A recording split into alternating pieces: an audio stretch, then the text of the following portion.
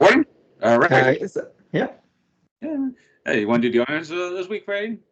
Okay. Hello, viewing audience. Welcome to Downstage with Bryan and Hayden. Or Hayden and Bryan, since he's Hayden and I'm Bryan, and instead of me doing that, yeah.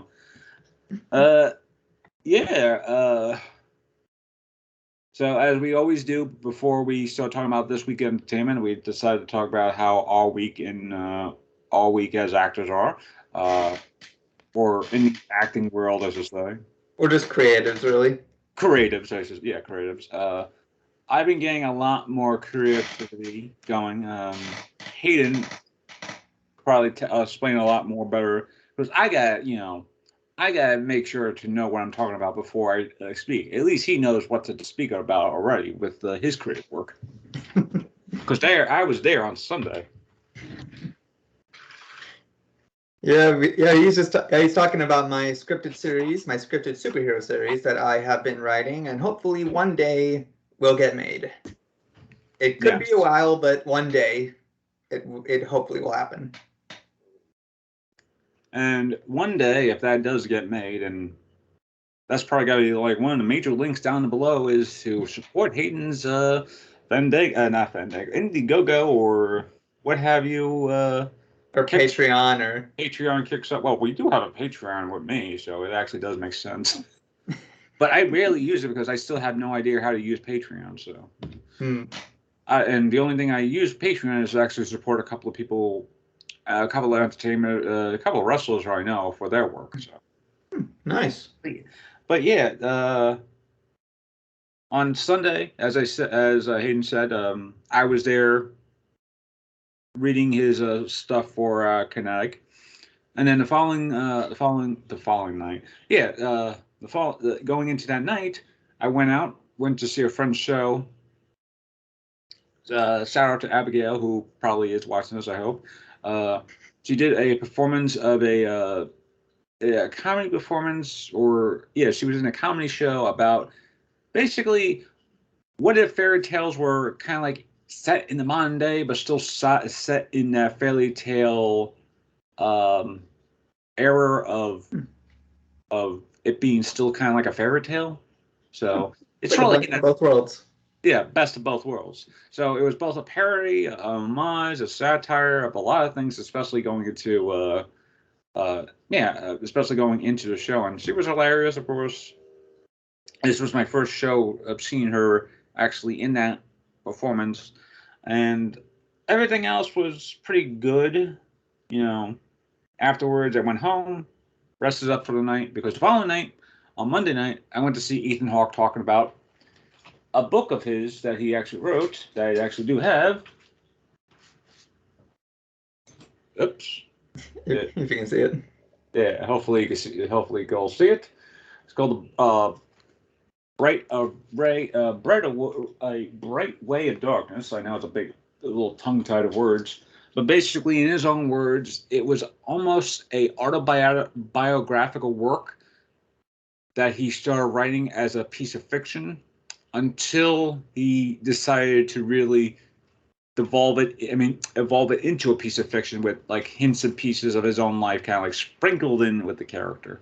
And he even mentioned that, there were like moments of his life where he was, that might be good for the character. So I'll just like pull it out for that and, use it for that and all that stuff. And between those two nights, it has, and especially with Hayden's scripted series Kinetic, it has allowed me to become a lot more creative, and I feel like the wheels of creativity and inspiration are flowing a lot more betterly, especially over the past 2 years. Well, that's awesome, especially considering the last 2 years. It's like, a lot of creative stuff, because everything happened with COVID and all. It's like it was hard to be creative during that time.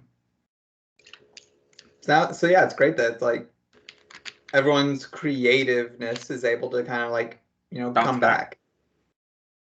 At least with me, my creativity hasn't really stopped because I have my show, the regular call time, which isn't on hiatus, by the way. It just says, I like to have myself a nice little set schedule of, an episode, maybe 2 per month.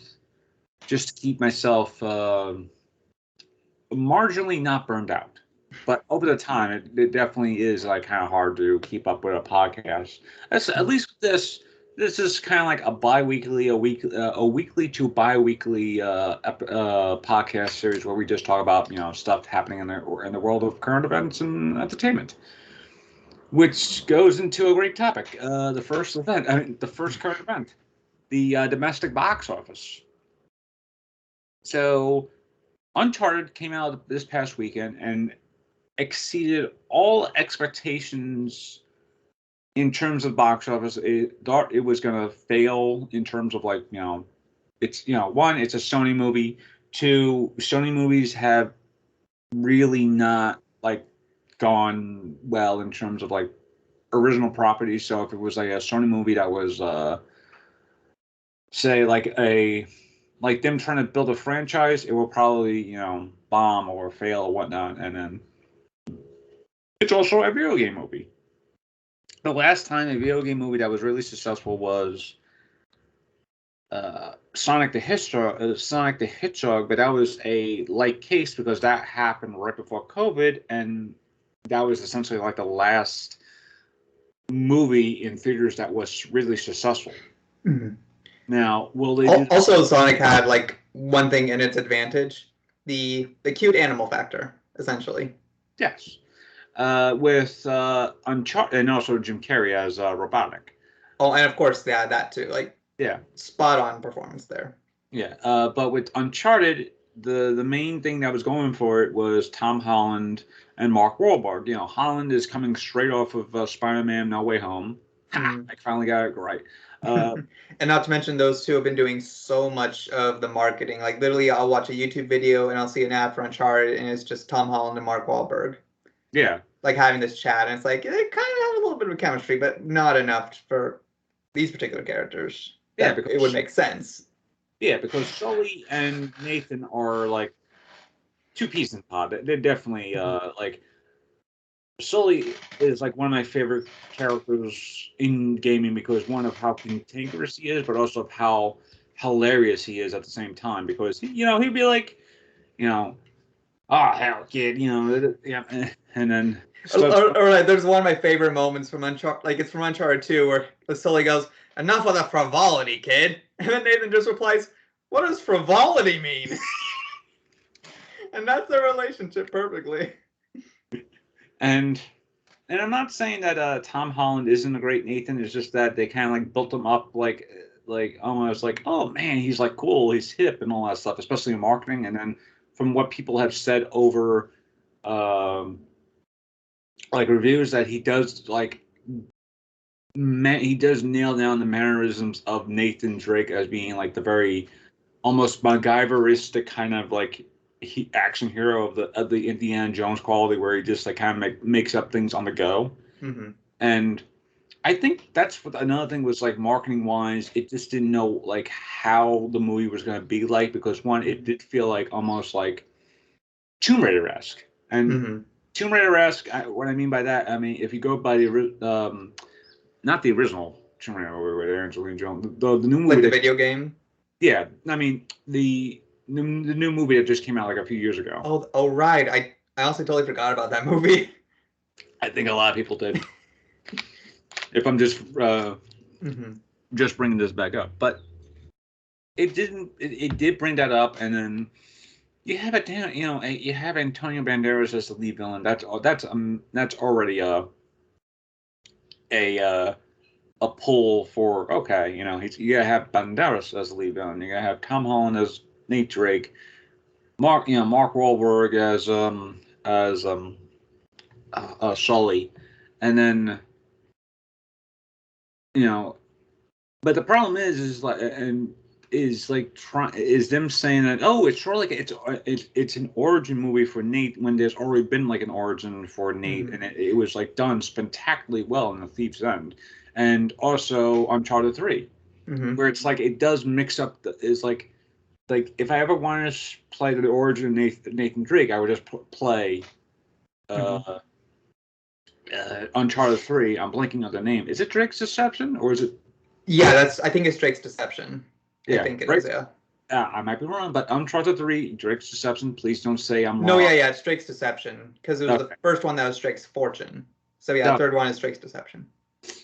I would probably play something like Drake's Deception and then go straight into part A Thief's End, where it's just like that kind of like tells the story of who Nathan Drake is as a character, and it's hard to to do Nathan Drake as a character because you don't want to make him too like jokey and like and that's the thing that's and that's a thing I kind of been seeing a lot in film recently is that the younger hero or the hero that's like maybe in his 30s or late 20s or something like that, it's always always portrayed as a very jokey type of manner, especially if it's like a perfect example would probably be like Chris Pratt in like say not Guardians of the Galaxy but Jurassic Park the Jurassic World. Jurassic World. First Jurassic World. They kind of like really played him up as a very jokey type of character, and then in Fallen Kingdom, they're like, okay, we learned what wasn't really needed for this character. Let's just dial it down, but he still has that sort of like joke qualities and stuff like that too. Mm-hmm.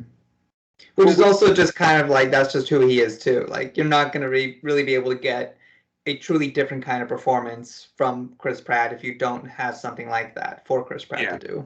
Now, what I'm saying is that I'm not saying Holland is a bad Drake. From what I've seen, he actually does pretty good, a pretty good accurate performance. Yeah, he has potential, but it's like, but it also was pointing out that like even the actor himself, Tom Holland, said he was worried about his performance because he was worried he was trying too hard to make him look cool.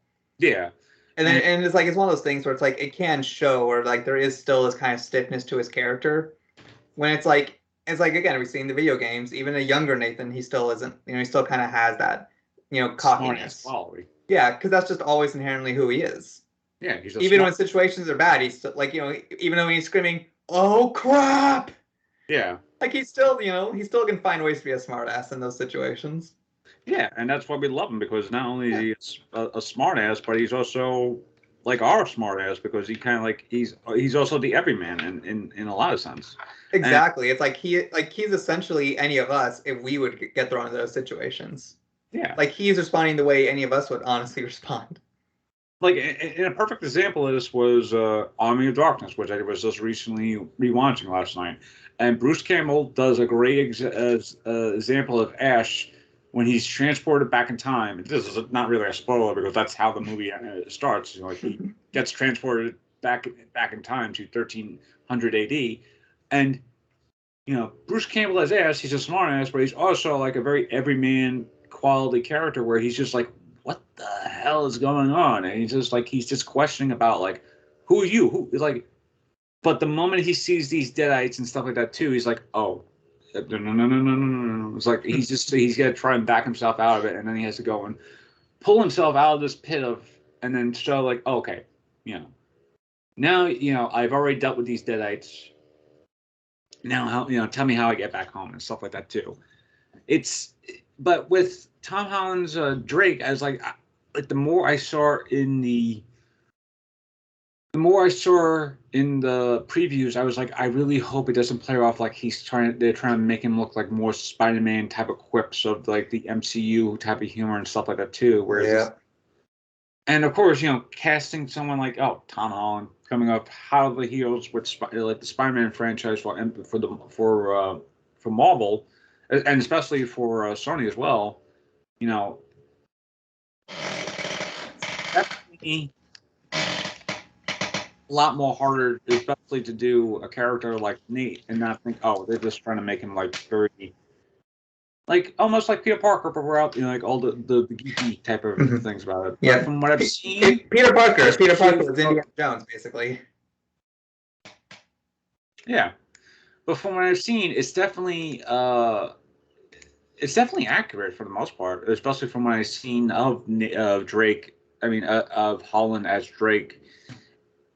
Especially going from a video game perspective and also from a film perspective as well, where it's not exact. I mean, it's sort of the same character, but at the same time, it's not really the same character. But he's still trying to hone it as his own, like type of qualities. Yeah, it's like he could have done great if like they didn't try to kind of do those kind of like Marvel-esque kind of quips, and then they also tried to like maybe not have him still be like he's this kind of, because really like that one scene in particular where it's like that they showed in the trailers where he's got doing this to the ear, that little earpiece in his ear, and he's like, I think you're just trying to kill me. And then Marco was like, well, stop touching your ear. You look like an idiot. Like that felt very Marvel-esque. Yeah.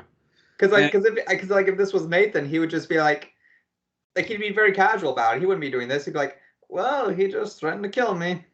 And then Saul would be like, oh, so just an average Sunday. Yeah. Or it'd be a little more like that. Like they'd be having a little more fun still. Like even though it's like technically their first meeting, but not really their first meeting because they already. It's also one of those things too where it's like they're also they're just messing up the continuity of it because I think it was said like this is supposed to be the prequel to like the first game essentially. Yeah, even though it doesn't really make sense because Mark Wahlberg doesn't really have his Sully mustache, even though in also like Sully wasn't even that young too to begin with, and yeah, like when we seen the flashback in Uncharted 3, he's still like like there's a reason why he always like like everyone always makes jokes about him being an old man by the time Uncharted happens, because he was already like a somewhat older man to begin with in the flashback in Uncharted 3. Yeah, and he's like maybe in his like 40s or close to it, like somewhere in his 40s in Uncharted 3. Yeah, like mid 40s, I'd say. Maybe early 40s. No, late 30s at most I'd give him, but age not. Yeah, but like, but it's probably one of those things where it's like he just looks like he's aged up more just because of all the shit he's probably had to go through. Pardon my French, YouTube. Yeah. But speaking of Tom Holland, some congratulations are in order for him because No Way Home has actually beaten Avatar in the domestic box office. So Avatar has been the king of the domestic box office for quite some time, especially going forward into after Endgame. I think after Endgame is like, I think Endgame didn't even beat it in terms of domestic box office. No, I think they beat him in the global one if I remember right. Yeah, they did beat him. I think that's because it was the global box office they beat him in. And they beat him in the global box office, and then suddenly it's like, what was it? They beat him in the global box office, but then Avatar got like a re-release in like somewhere, and then suddenly kind of like jumped back into number one because we can't have that happening. We can't have Avatar not being number one. No. But yeah, domestically, I think it beat. I'm actually trying to look to see where I think. Hang on. Yeah, I'm actually trying to look to see what I should have all these stuff open, but I'm just kind of like in the moment of everything. That's okay. But yeah, in your words, like what, like in your like viewpoint, like what do you think Spider-Man No Way Home beat Avatar domestically because of the storyline that they've been building for the past, say, 20 years with the Spider-Man film, or just like only because of the villains and just seeing all these villains and just like this nostalgia for previous Spider-Man movies? Oh, it's nostalgia. Like already, I can already tell you, it was definitely nostalgia. Because that's the thing. It's like I saw, all of the 3 MCU Spider movies. I saw Homecoming in theaters. That was fine. Yeah. And then I saw. Actually, I didn't see Far From Home because I honestly, genuinely was just not interested in going to see it. And from everything I heard about it, yeah, I'm honestly kind of glad I didn't go and see it. And then I was, because I knew they're going to do a third one. I'm like, what's this going to be like? But then once I started, hearing about all these rumors about what could happen, seeing the trailer, and then seeing, the return of Doc Ock in that trailer and hearing the Green Goblin's laugh, I'm like, okay, this is going to be good. Just because of the fact that you're bringing back these actors, and I'm like, and the fact that it was clear that they understood what they were doing, like they weren't going to bring back these characters and ruin them. Because there were some people who had that fear. Understandable. I mean, Marvel, it's Marvel. That's like their shows haven't had a good track record, and some of the movies have been kind of iffy sometimes. So I get that little worry, but no, I had faith that it was gonna, do fantastic. And yeah, it is only because of that nostalgia that got people there. Like, I kid you not, and I know, I'm gonna spoil it, so if you haven't seen it, just like pause your ears for a minute, or plug your ears or whatever you gotta do, or like skip a minute or something. But seeing Andrew Garfield and Tobey Maguire's Spider-Man come back into like live action after so long, like, I kid you not, I actually cried a little in the theater. Because it was just such a fantastic thing to see, and just the fact that it's like, it doesn't feel like they've skipped a beat at all with these characters. Doesn't really.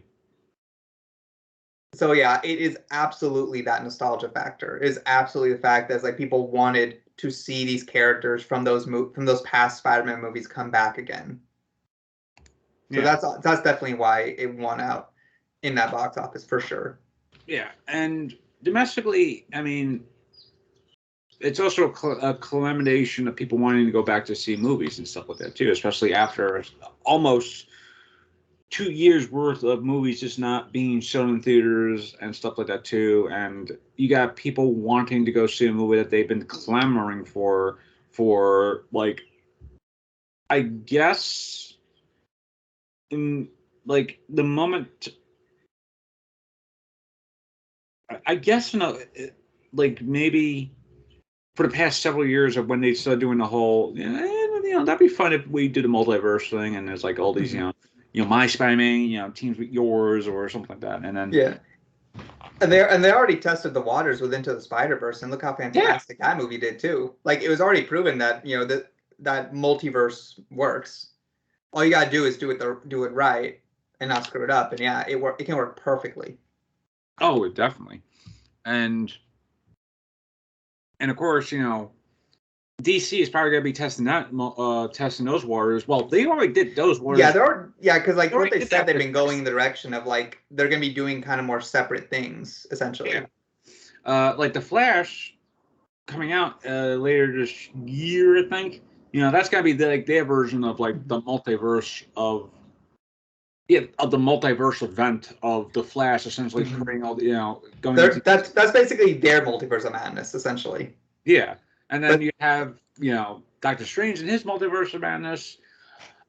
And, all this leads back to, Crisis on Infinite Earths and how that happened, and that was just a lucky shot from the CW to actually do that, because doing essentially a 5-part crossover episode and making it very cinematic as well, that's even harder to do, because you got at least 5 shows, 5 characters, 5 supporting cast of characters, and all that just like intermixed into like essentially one big crossover. Compared to say, compared to say, No Way Home, where it's just like, oh, you have Spider-Man, you have Michelle, MJ, and Ned, and then you have Doctor Strange, which is from the Marvel side, and then suddenly you have, and of course Aunt May. And then you have essentially Doc Ock, Green Goblin, Electro, the Lizard, Sandman, Matt Murdock. Yeah, Matt Murdock. And then Venom, Andrew Garfield Spider-Man, and then Tobey Maguire Spider-Man. And at the end of that, you have like the random cameo of Tom Hardy's Venom, which was teased in Let There Be Carnage, because it's like, we're finally got to see Venom against Spider-Man, and then nope, it's just Venom was just too drunk, or Eddie was just too drunk to say that, to say at least. But he did leave something there, so But it just goes to show you, and I do agree with you, is that it definitely felt like it was a mixture of two fronts. It was nostalgia for the other Spider-Man, especially in the movies, the success for Into the Spider-Verse, and the successful going into Spider-Verse, the nostalgia of the Spider-Man films, and also just like people wanting to go back to the movies, especially after essentially 2 long years. Yeah, and nothing good really that was worth seeing in the theaters in those past 2 years as well. I mean, like there were some things that are okay, but it's one of those things where it's like it wouldn't be the end of the world if you just like watched it on a streaming service at home or your video on demand at home. Yeah, like this actually felt like a spectacle that had to be seen. Yeah, and like early last year. I mean, well, not early, like mid last year. Fast 9 came out, and as much as that is as a spectacle, it's like, do I really want to, waste? Well, not waste, but do I want? Yeah, like waste a couple hours of my time just watching a story I already know, where it's just like literally just same old, same old. Yeah, and of course it's like, oh, John Cena as Vin Diesel's brother. I'm like, first of all, how the hell does that even work? When it's just like, those two barely even look like each other, and we're supposed to think that, Vin Diesel's brother is John Cena, who is like he compared to Vin Diesel and then John Cena. I'm like, how? Also, it's like, so are all his family just like these crazy car enthusiasts or something too? Like, does he have a cousin who also drives a car and he's going to show up in the next movie and he's also going to be evil, and then maybe eventually he'll shift sides or something like Jason Statham's character did?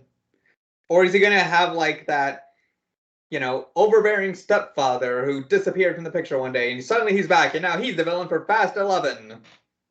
Well, all those stories are more going to be told in the Fast and Furious cartoon that's on Netflix. I joke, but that's an actual show. Wait, that's an actual show? Yes, they actually have it. I think it's called Spy Racers.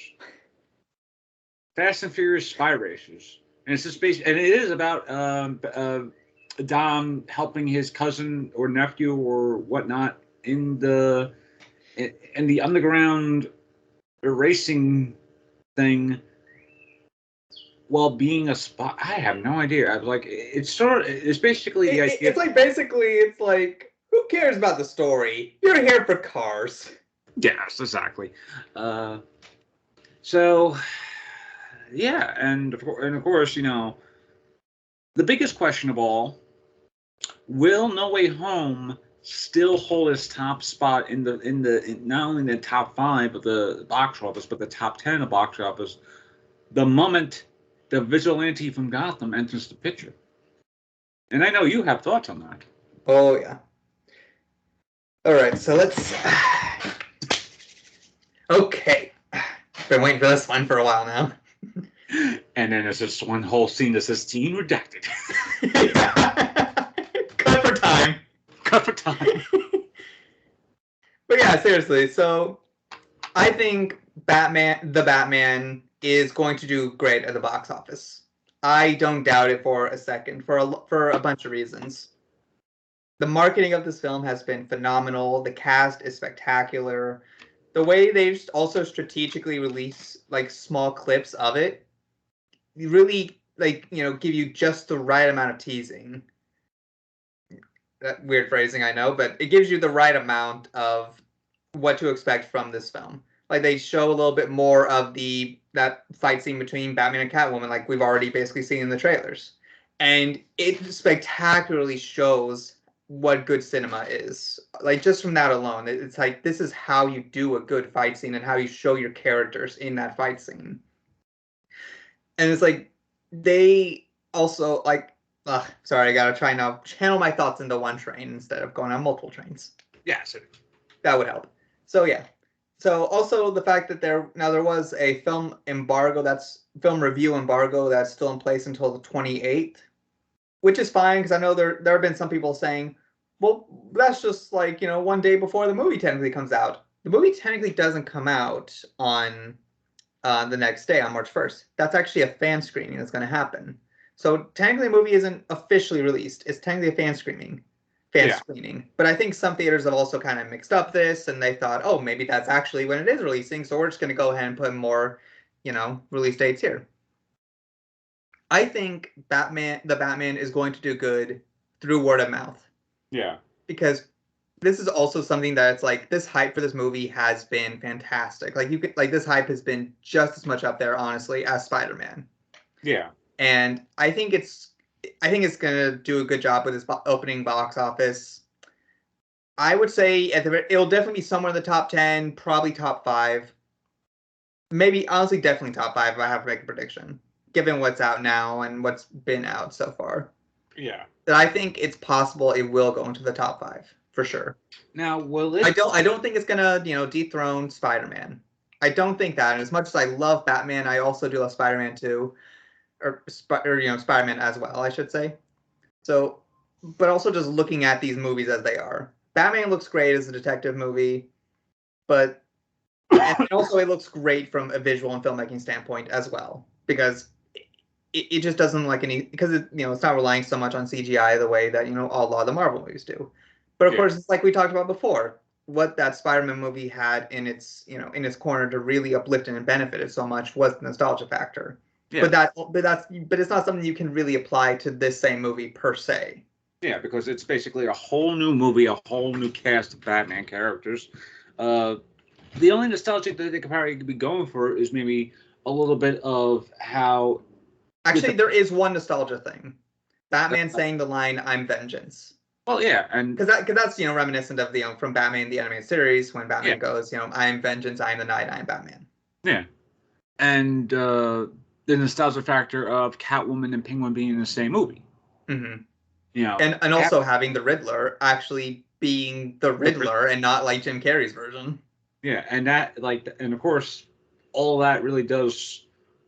Okay, first off, I do want to say, even though the Batman hasn't really been taken, and it goes straight into the next the next thing that we were talking about, which is the Oscars. But I just want to give a nice shout out to the production design of the Batman, but also the costume design of the Batman, because the costume design for the Penguin looks amazing, and just all that prosthetic work, because I was just simply because it's like the actor was like, I don't want to gain a lot of weight for this role, so let's just do prosthetics. That'll be, because he's like thinking this is going to be a lot easier.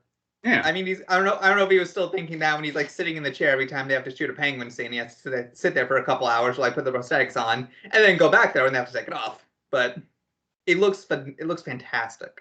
And Colin Farrell is like almost giddy with that, because he's like he just mentioned that they're writing episodes for the spin-off series for the Penguin already, so they're already in motion of a franchise already off of this franchise. So DC has and also I gotta say, I'm so sorry I interrupted, but I gotta say one more quick thing.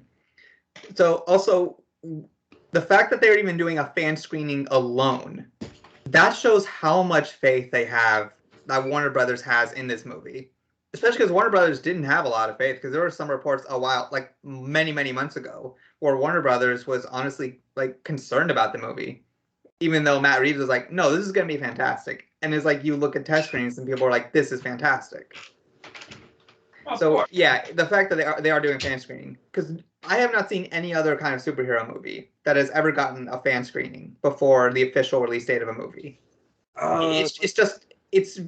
It's unheard of to really have it happen. Like, maybe there've been some exceptions, but it is rare.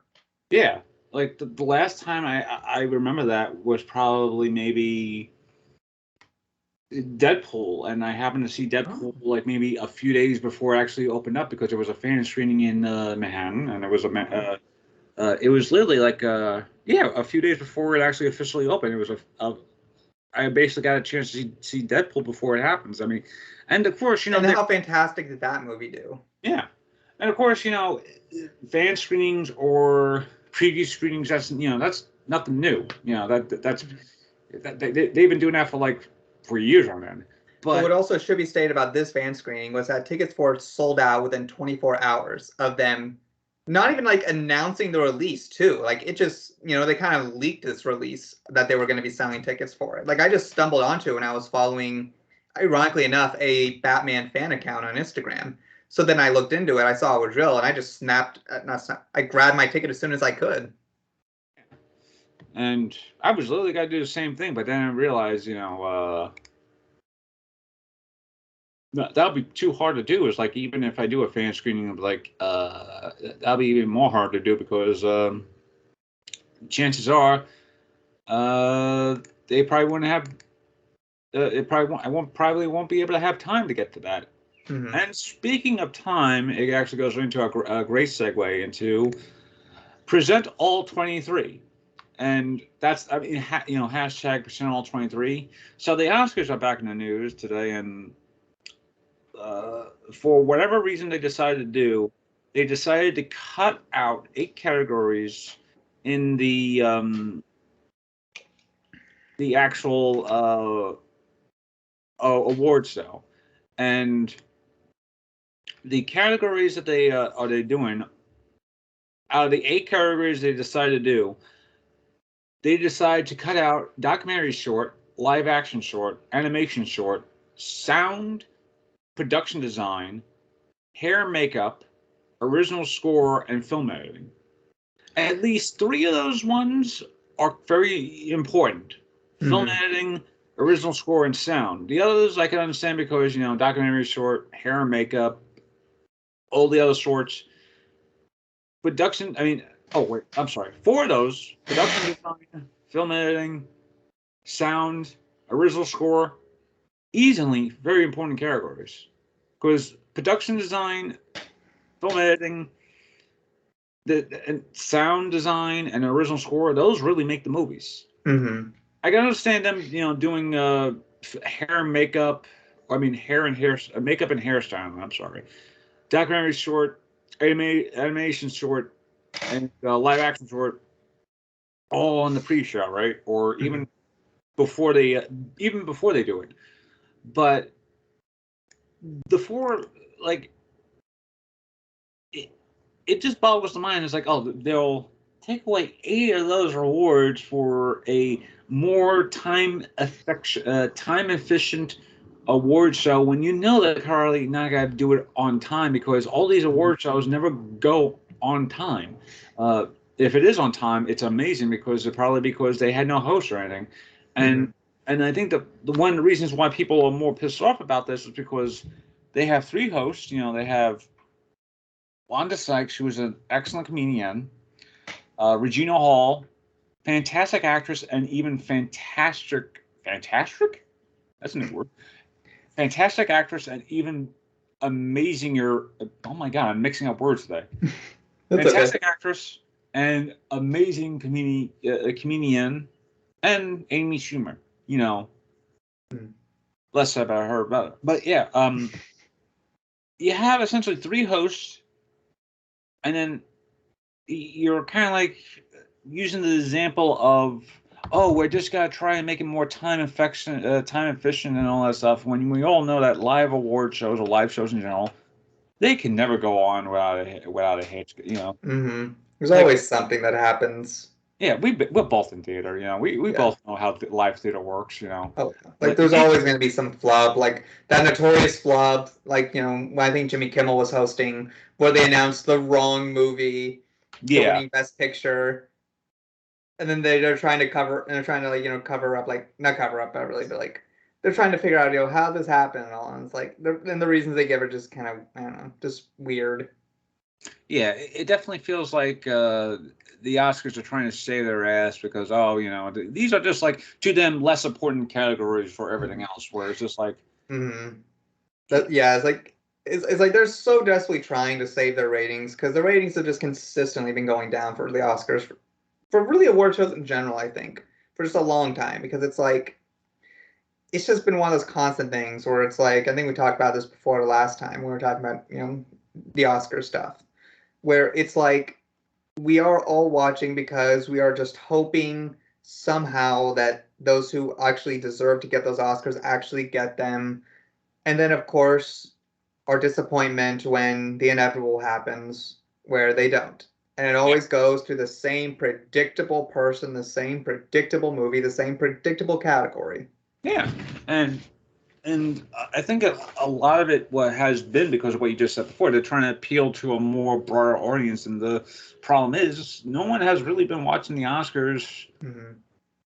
as a mainstay show for like probably over 10 years or so. Like, I don't remember. At least the last 5 years, if I had Yeah, to I make a don't guess. like the last time someone gave a shit about the Oscars was probably when Ellen DeGeneres hosted, because she was trying to make it like more of her own show and stuff like that Oh too. no, probably when Ricky Gervais hosted though, because he Oh had well, that like super viral, like clip of him just like roasting everybody. Well, that was the Golden Globes, so. Oh, Golden Globes. Well, yeah, and that's another thing. Tomato, tomato. Award shows are award shows. Like honestly. Yeah, and I honestly haven't really cared about the Oscars for more than a few years now, especially when they didn't want to do the hosting anymore, and then they started bringing back the hosting, and now it's like Oscars have been so problematic for the past 20 years, even more than 20 years, but it's been more problematic within the past 20 years or so. Yeah. And it's like they refuse to address what the real problems are, because that real problem is basically they have to address themselves.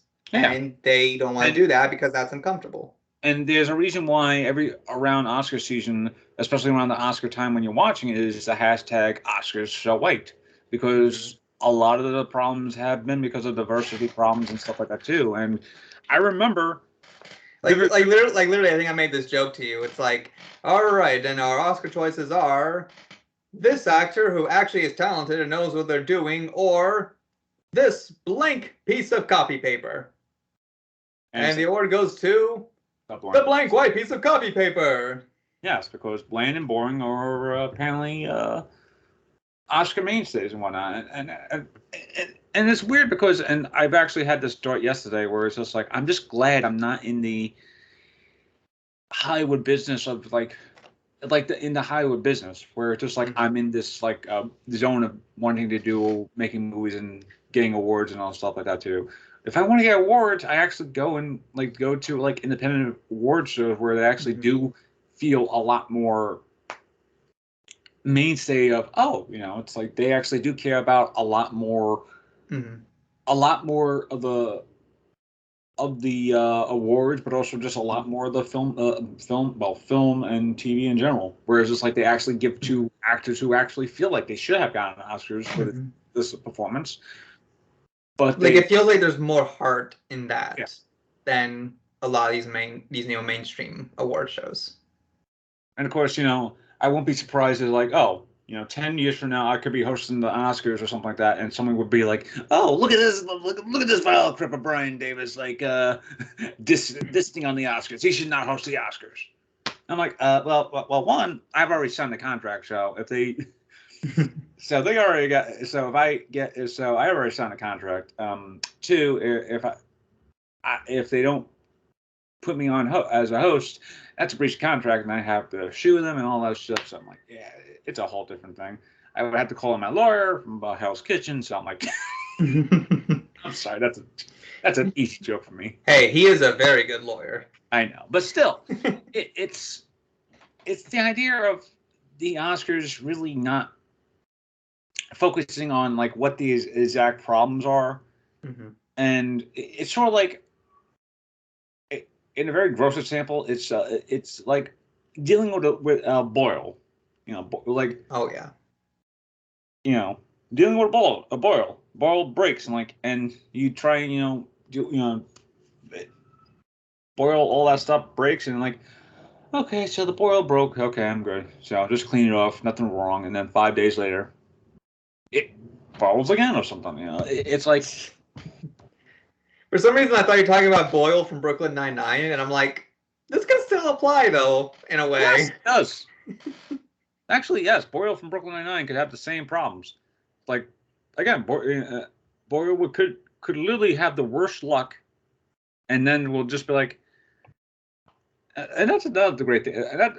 Sorry for the sidebar, but that's a great thing about Boyle from Brooklyn Nine-Nine. He would have the worst luck, but still come out of it with some optimism, saying, well, it's at least it didn't go as worse, and of course it goes as worse as the plan. And it goes, he still remains with bright optimism and whatnot. But yeah, it definitely feels like the Oscars, they're trying to cater to more of a younger crowd, and younger crowd. I guess they don't want to watch a 4 hour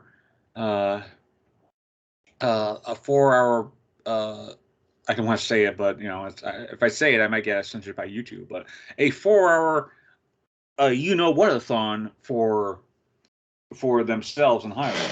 Yeah. But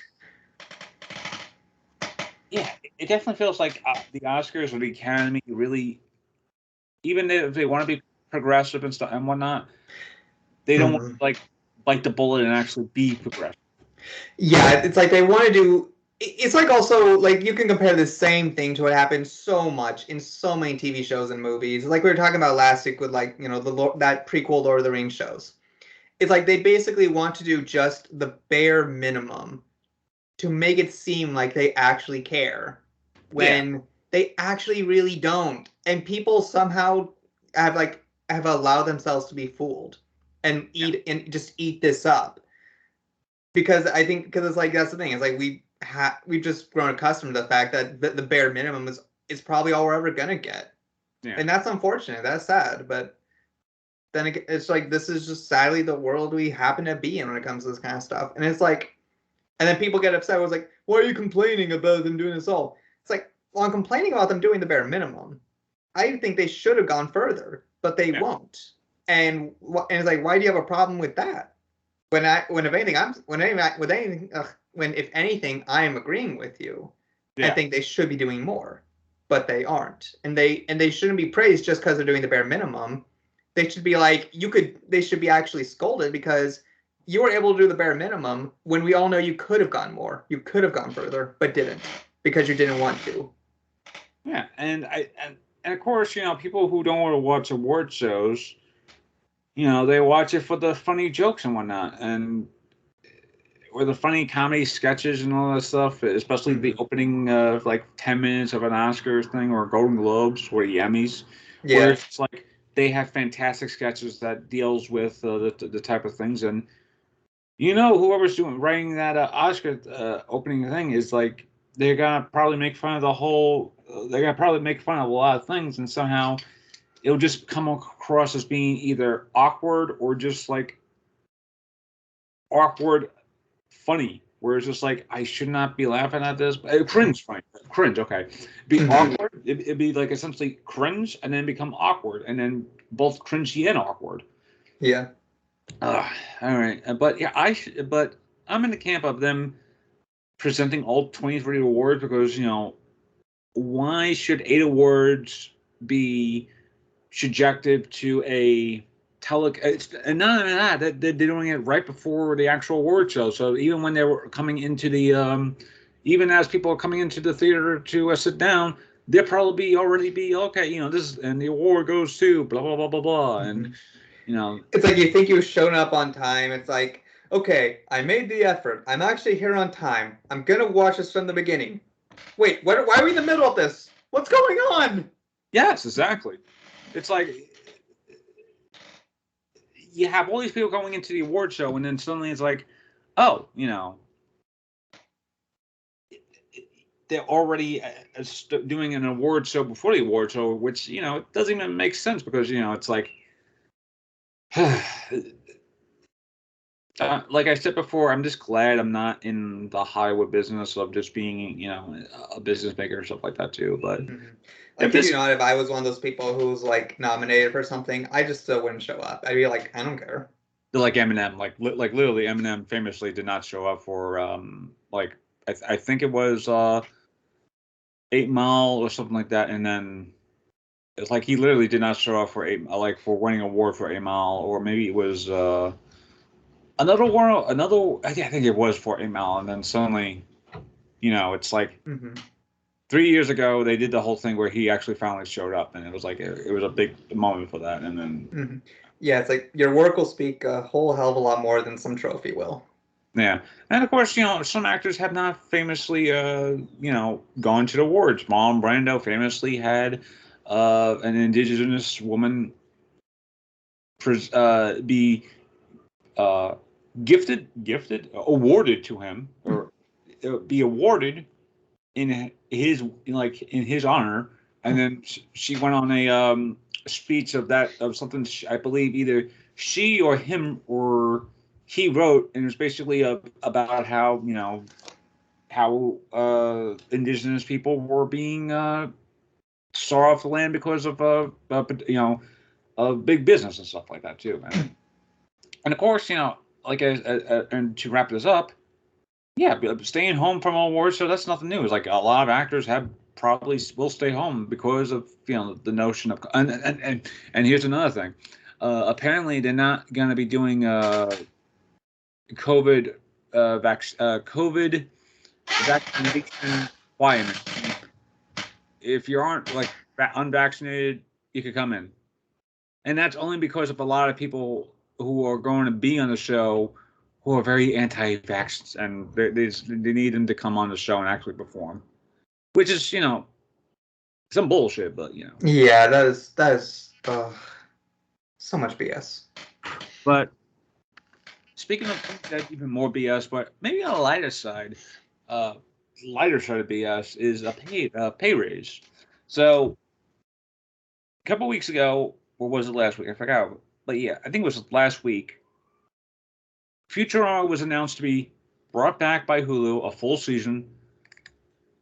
Primary cast is returning aside from Joe DiMaggio, who voices Bender, and a few other characters, but he primarily voices Bender.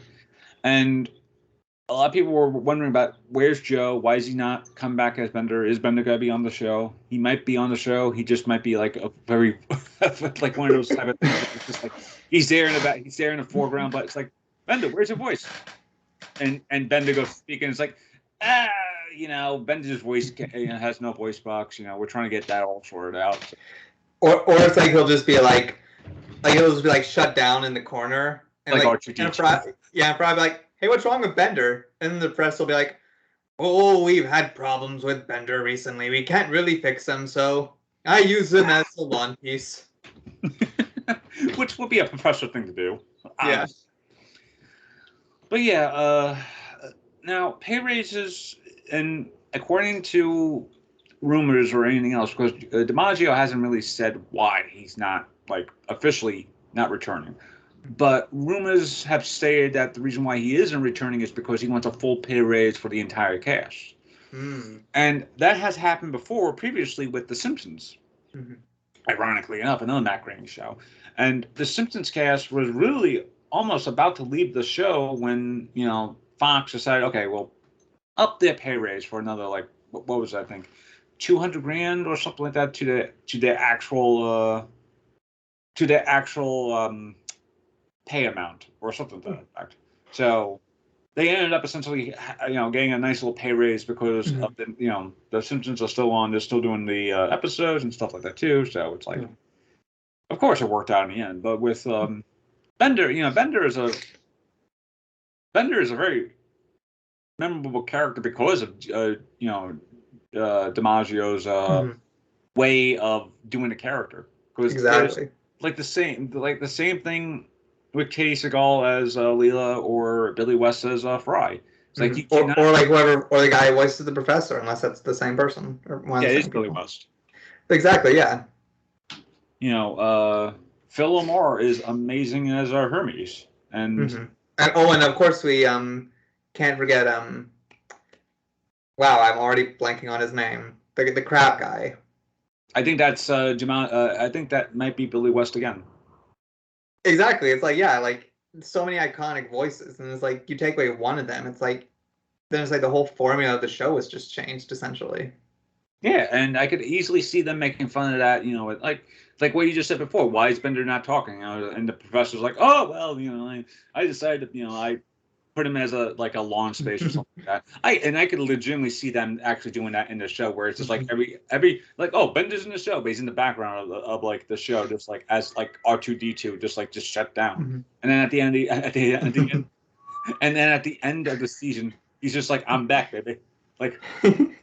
And then credits roll for the series. Yes. Hang on, oh hey, now you got a cat out there. Sounds like. Yeah, the cats are outside. I'm sorry. They're okay.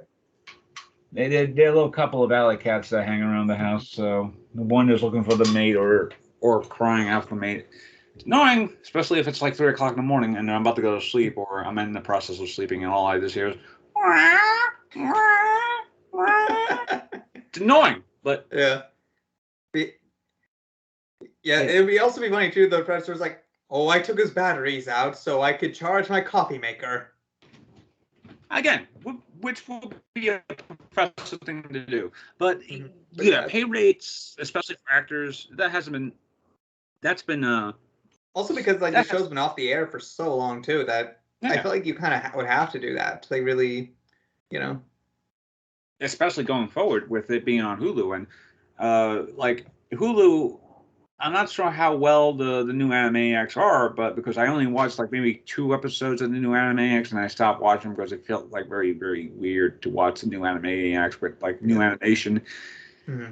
Even with the same type of voices and the same type of jokes and stuff like that too, but the new animation and new stories were just like very like shell shocked. Or I mean not shell shocked. It was very weird to watch. Mm-hmm. But yeah, pay rates have been been around a while. I remember maybe back in the 90s or in the early 2000s, the cast of Friends got a pay rate because of the amount of episodes they were doing. Because the cast of Friends, and you can't do a show called Friends without the Friends, and sure enough, they get like $1 million an episode or something like that, or $2 million an episode, wherever the pay rates. Yeah. Wow. So, but another reason why I'm bringing back this up is that Teen Wolf, a show that has not been on MTV for the past several years, like maybe 2016, around that area. So going on 6 years or so, it's having a reunion movie, and I'm not sure if Tyler Hoechlin, if I'm pronouncing this correctly, Hoechlin. The guy who plays Superman and Superman Lois. Guy who plays Superman Lois. I'm not sure if he's coming back because it's like really hard to fix a schedule around that while he's filming a new TV show per weekly. If they find a way for him to bring back that's fine. But yeah, maybe to have him show up for like a couple minutes. I guess I could see that. But yeah, especially since Derek is like even though Derek is still a major character in the show, it's like he's still like kind of like he could still just be there as like maybe a 5-minute cameo or something like that just to help out. Yeah, exactly. But from what I've read is that one of the actors, Arden Cho, who played I forgot her name on the show, but she played essentially a main character, and she played essentially a kitsu, I believe that's the word. But basically, like the Japanese version of a supernatural fox. Okay. I think that's where I'm looking at. I mean, I think that's what I'm trying to recall. But the character apparently was maybe written out or something to that effect, and a new replacement character with the same exact nationality, the same exact a similar name, and the same exact creature or the kitsu. Same exact everything, and apparently, from what I read, the cast of that is getting like maybe $200,000 or so money to do the thing, and this character is only getting like maybe a quarter of that, which is like maybe $3,000 a week or something like that. Huh. Especially if it's going to be like a couple of months shoot or something like that. Yeah. So, yeah, what I'm trying to say that the pay rates, especially for actors, have been around for a while, and even though one actor could be another perfect example for this is Terrence Howard in the Iron Man. He famously did not, he famously wanted some more money for Iron Man 2. I think he wanted like to be making the same exact type of money that Robert Downey Jr. was making, but even then they were like, you know what? They fired him, and then Terrence Howard became Captain Planet, aka Don Cheadle. So I'm like, hang on. I was like, I didn't know if you were freezing on that, but you kind of like froze in place. So I wasn't sure if you were like, oh crap, it happened again. Okay. I'm good. Okay, but yeah, stop me if you need. Stop me if you want, Hayden. But yeah. Yeah, I think I just don't have much to say on this because it's like I just don't think there really is much particularly more I can add to that particular discussion. Yeah. It's just one of those things where it's like, yeah, like it just wish it could be better for certain actors. Yeah. But it's like, yeah, it sadly is what it is. Yeah, and you know, because it's also just like it's just companies and stuff like that, like they also don't want to shell out too much money at the same time because they're yeah, more concerned with, oh, what if this fails and then we're going to lose money, because that's always going to be their number one concern at the end of the day, money yeah. and the profit.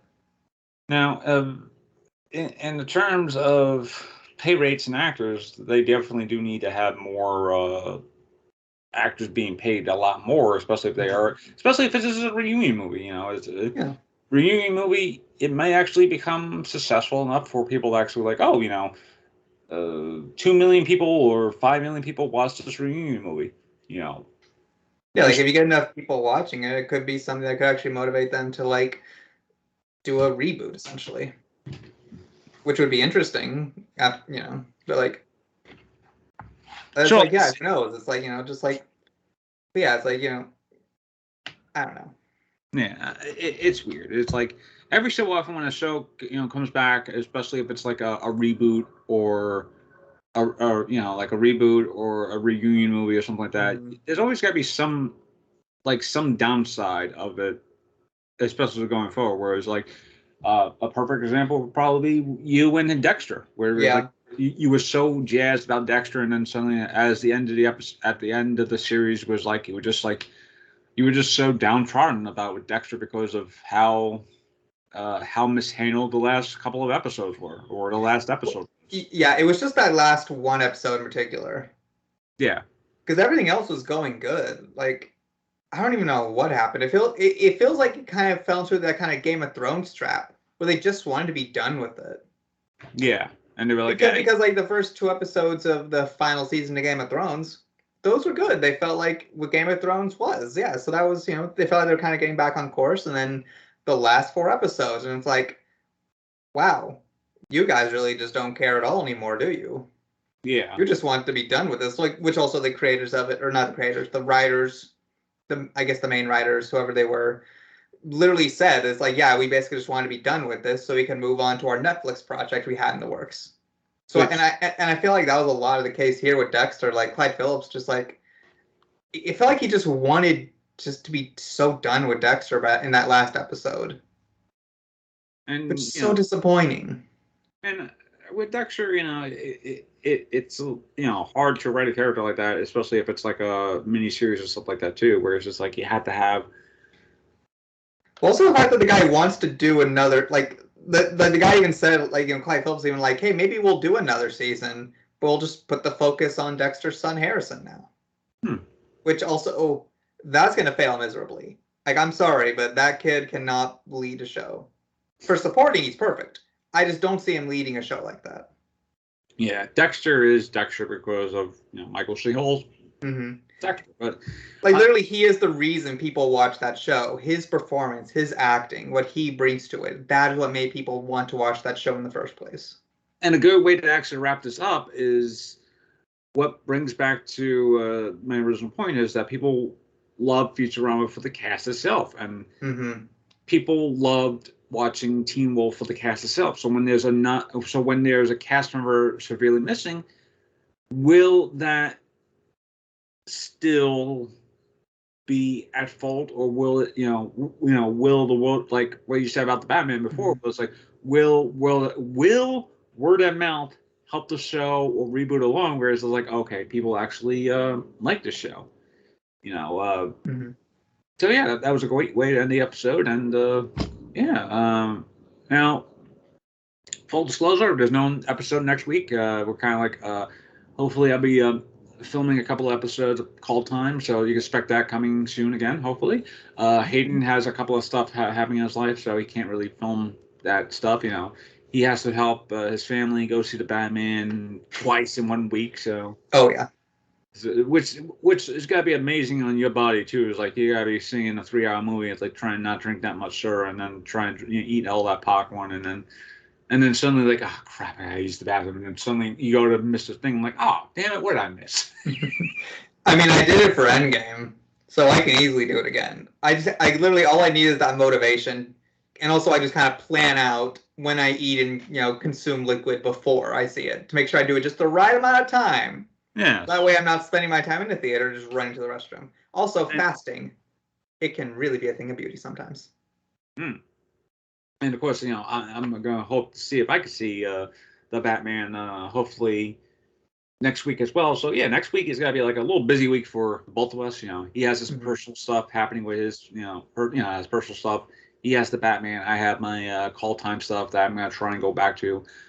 We have essentially we both have essentially essentially personal stuff that we can't do in the show next week. So I was about to say next week. So we'll be back in 2 weeks to tell you all what we thought about the Batman, how great it was, how awful it was, how in the middle of the road it was, what have you. It'll be our thoughts on the Batman, which will probably be the major story or the major point. So basically, next episode, we're all talking about the Batman, folks. And if you want, follow my Instagram, because on the night of the fan screening, once I finish the movie, as soon as I get in my car, I'm going to do a quick live reaction summary for my Instagram story, and I'll probably post that as a reel also on my Instagram page. Which is, of course, always, you all should be following all should be following, and should be following. Yeah, it'll be in the description below in the YouTube video description thing, so you can just find me there and give me a follow, and when that time comes, you'll get my first reaction. All right, and everybody else, just take care, be well, and please be safe. See ya.